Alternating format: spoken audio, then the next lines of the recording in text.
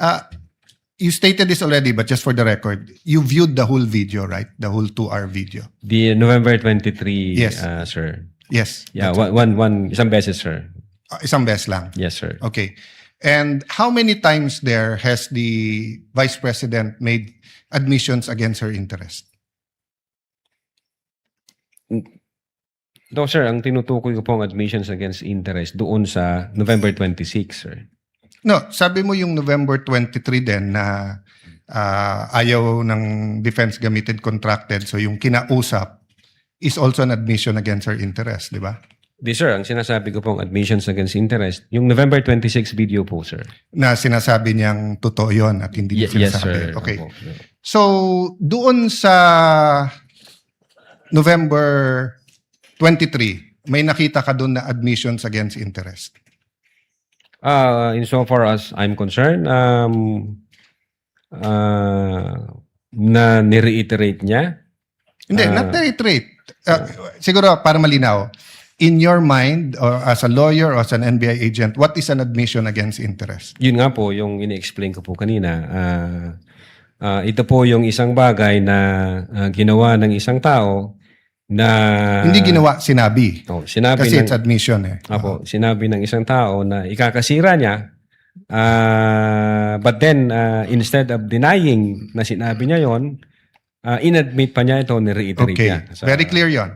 And you and Agent John Mark Kalilong said that the basis of the investigation was the November 23 video, the basis sa inyong affidavit of investigation sa nag-file ng kaso is certain portions of the November 23 video. As well as So, the November, as well as the As well October as 8. other evidence. Okay. Opo. Sa November 23, ilan ang admission niya against interest?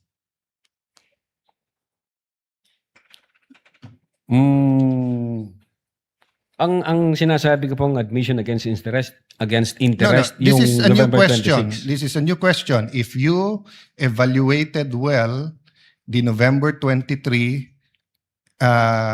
video, is there any circumstance in that video that you believe that the Vice President made admissions against her interest? Plain ho yung utterance niya doon, Your Honor. Yung nakita lang ho namin, yung utterances niya. Insofar as I'm concerned, yung admission against interest nangyari nung November 26. Mr. Witness, sagutin niyo na lang ako. Lahat ng admissions are utterances. Yes, sir. Okay? Admissions is verbal. 'Di ba? Hindi to yung parang admission sa court. Pwede mo i-admit yung documentary evidence, pwede yung object evidence, pwede yung statements.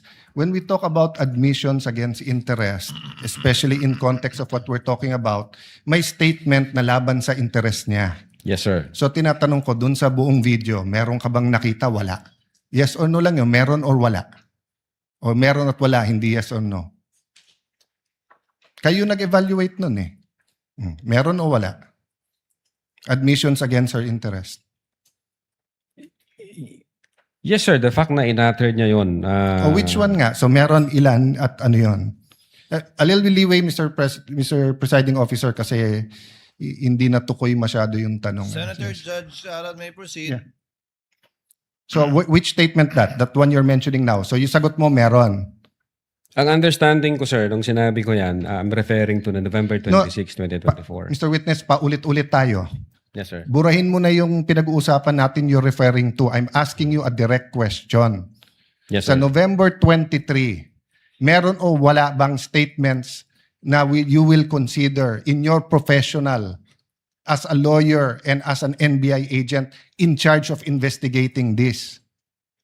Meron ba siyang admissions against interest? Ang tinutukoy ko lang po again, Your Honor, yung 26. No, I don't care. Wala po yung 23. I'm sorry. I don't care, Mr. Presiding Officer, kung anong tinutukoy mo. I'm asking you a direct question.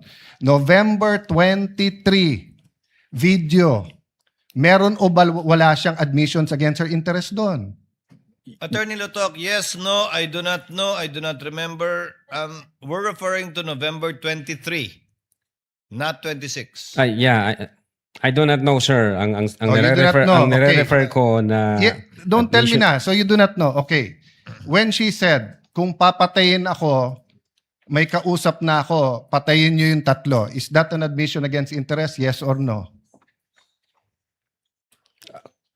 Based on that utterance, sir, yes, I think so. Yes. O kakasabi mo lang kanina, I don't know. Ngayon, yes. O ano pa? Ano pa sa video na yon na admission against interest? Meron o wala? Or I don't know? Yung utterances na yun, sir, ang Sir, bukod nga doon. to me, sir, yung utterances na yun, that's admission against Sir, interest. klaro na yon. Tinanong ka na ng presiding officer, sagot mo, I don't know. Tinanong kita ng diretso na sa video, biglang you know, biglang sasabihin mo na yun utterance na yon. So ang tanong ko na ngayon, bukod doon, aside from that, Sir, ulitin ko po yung sagot ko. no, you don't need to answer. Yung sinabi ko po na No, I'm admission asking against you, interest. aside from the utterance, the statement, na kung papatayin nila ako, patayin sila, is there any other utterance during in that video that you would consider admission against In so far interest? as I remember, wala na po yun. Wala na, okay. When the Vice President said, yung pinamigay sa DepEd, isn't that an admission against her interest kung may pinamigay? Siya po yung namigay, sir? O, ikaw ang nanood ng video, ikaw nag-evaluate, ako pa magsasabi sa'yo kung ano laman ng video. Akala ko ba, tinignan nyo ng mabuti yung video? Bakit hindi mo alam yung laman ng video? DSW, ano yun? Sir, pwede ko pong tingnan yung sinasabi No, niyo. so you Specific. do not know what the laman ng video. Again, tinignan ko po ang video one time and ang nag-review po ng video yung agent on case. Yes, but you're the agent in charge and you're the one who filed the affidavit. Okay, Yes, sir. next question. Nung sinabing mag-people power, tapos ang sinabi niya, hindi yun yung solusyon. O kung nag-people power, sino magiging presidente? Kung nag-people power at mawawala ang Pangulong Marcos, sino magiging presidente? Siya, sir. Opo. Oh, so hindi ba admission against her interest din? Siguro sa interest niya maging presidente. Pero ang sinabi niya, what? I think so, sir. Okay. So I mentioned 3. So my next question. When you have an admission against interest, do you take the whole admission or you can cut it up into parts?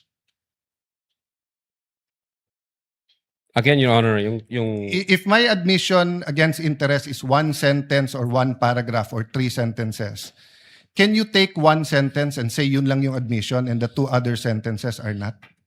Can you divide I think it it up? should be the whole, sir. The whole sentence. So the whole sentence niya, nung sinabi niyang kung papatayin ako, is pinagbibintangan niya yung tatlo na papatayin siya. So if you say it's an admission against interest and you believe it, you also have to believe na papatayin siya nung tatlo. The same thing, if you're going to say na namudmud siya sa DepEd, ang sinabi niya galing sa First Lady yung pera. So you're also going to have to believe that. So if you're going to believe her na yung ibang sinabi is seditious, ngayon sinabi nga niya hindi solusyon ng people power. So as the evaluator, bakit hindi consistent yung evaluation nyo nung video? No, I think yung in so far as people power is concerned, I think sinabi niya yata na, yes ma'am, natutuwa ako dun sa ginagawa niyo. Hindi. Your Honor. Pwede ko pong ulitin. Your Let Honor. the record speak for itself. It's on Yes, Your page 26. Same paragraph nung sinabi niyang papatayin, no? But having said that, last question, no? Bakit sa cybercrime ni-refer? Ba't hindi sa anti-terrorism or sinabi mo meron intel group? Bakit sa cybercrime? Your Honor, my cyber aspect po kasi yung violation. Okay. What are the aspects of the alleged threat? One is the cybercrime grave threat. The other one is a possible assassination threat, right? No, Your Honor, yung sinasabi kong my cyber aspect, the utterances was made through Through cyber. And the by... utterance, in accordance with you, constitute grave threat. Yes, sir. But if she meant it, and if it is true, and if it is accurate, it's also an assassination plot, isn't it? Kung totoo yung utterance niya, napapapatay kita, may kausap na ako, hindi ba assassination plot yun? Maybe, sir, yes. No, hindi maybe. NBI kayo nag-aano eh. May nagsabi sa presidente, papatayin kita. How much plain can that be as an assassination plot? That's why, sir, may validation process. That's sir, why may validation. Kaya yun yung tanong ko. Ano ba mas mabigat, yung assassination plot o yung cyber aspect? No, Your Honor. No, diretso yung tanong. Hindi no. Anong mas mabigat? It's a direct question. If you were NBI director now or whatever, you were PNP chief, dalawang iniimbestigahan mo, yung cyber aspect na pwedeng cyber libel, pwedeng grave threat, at yung assassination plot, ano mas mabigat sa dalawa? Ano yung prioritize mo? Your Honor, yung cyber aspect, based on the law, mag-a-add siya ng 1 degree higher doon sa... So, magdidebate tayo kung anong higher.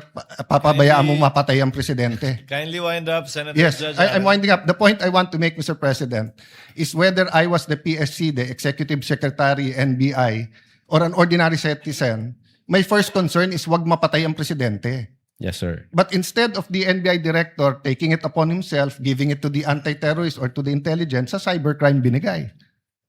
Your Honor, again, uulitin ko, yung utterances was made through Yeah, information and so communication technology. Kaya may I hope if jurisdiction any on one of my cybercrime colleagues here division. become president, magbago yung attitude ng NBI. Mas importante pala cyber kaso sa buhay ng presidente.